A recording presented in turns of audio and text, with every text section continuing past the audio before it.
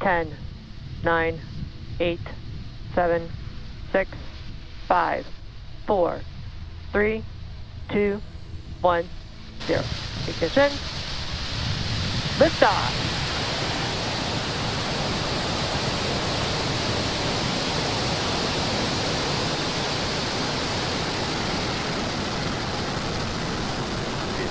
Pitching downrange. M1D propulsion is nominal.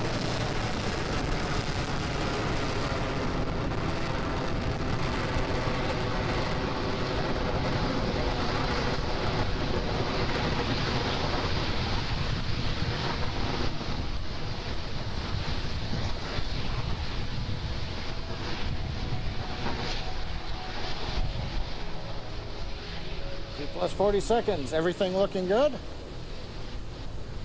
That's the call out, says M1D engines are throttling down, getting ready to reduce vehicle acceleration in preparation for the period of maximum dynamic pressure. We're in the bottom of the throttle bucket, as they call it.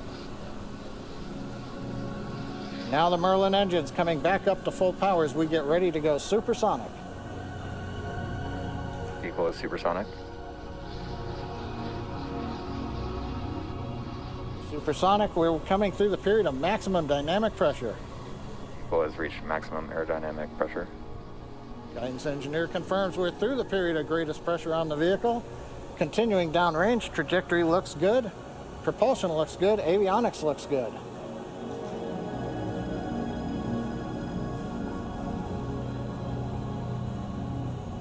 MVAC-D chill has started. That announcement from stage 2 propulsion.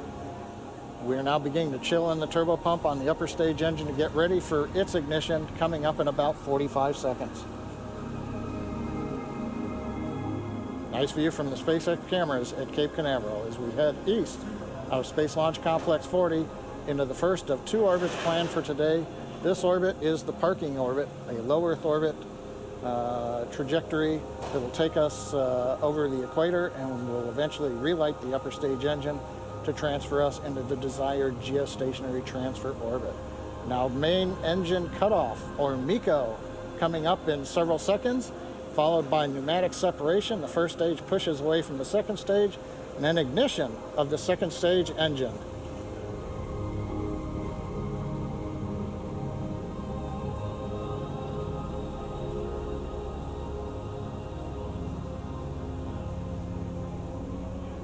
Stage separation confirmed. MECO on time. Stage sep looks good. And the call out, MVAC-D engine is at full power. The view on the left screen, you can see the large titanium grid fins now slowly opening. That begins about a 2-minute period as we slowly rotate the first stage around to get it ready to come back through the atmosphere and land on the drone ship in the Atlantic off the east coast of Florida. Right-hand side, second stage engine glowing red. That's normal for the MVAC-D. Trajectory. Trajectory is nominal, we've heard from the guidance engineer. Great views coming from space. We're coming up on fairing deploy.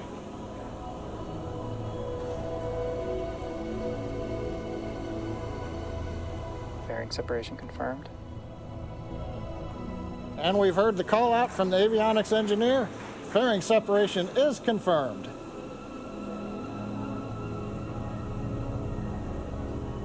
I think you can see in the background behind the MVAC-D nozzle, one half of the fairing way in the distance as it went past the camera.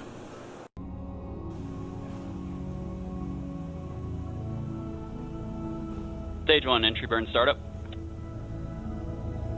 Our entry burn has begun. You'll see that, the exhaust there will grow and start to become elliptical as we turn on the engines. The center engine fires first, the 2 side engines fire shortly after that. So that exhaust will seem to grow during this burn.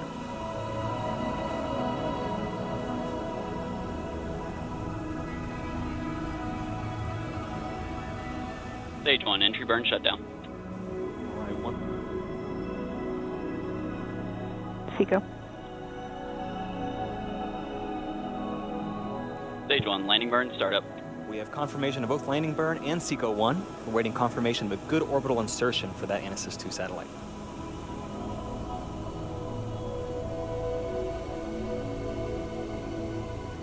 landing Stage lights one. also landing lights are deploying now. Nominal park orbit insertion.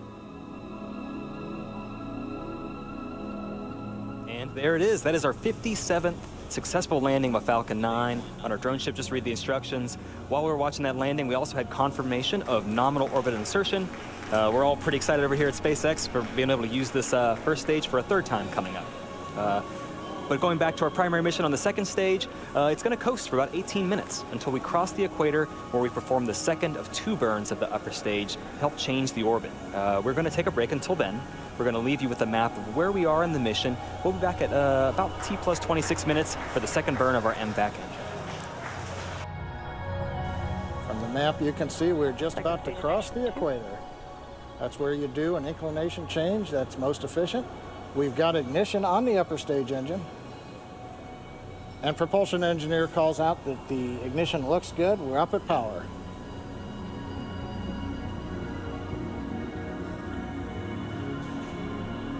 Now currently, when we went into the burn, we were at low Earth orbital speed of about 7.4 kilometers per second. This burn, just under a minute long, is going to add another 2.5 kilometers per second to that velocity.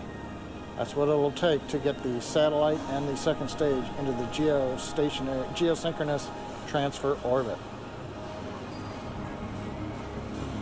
We're throttling down, getting ready to shut down the engine.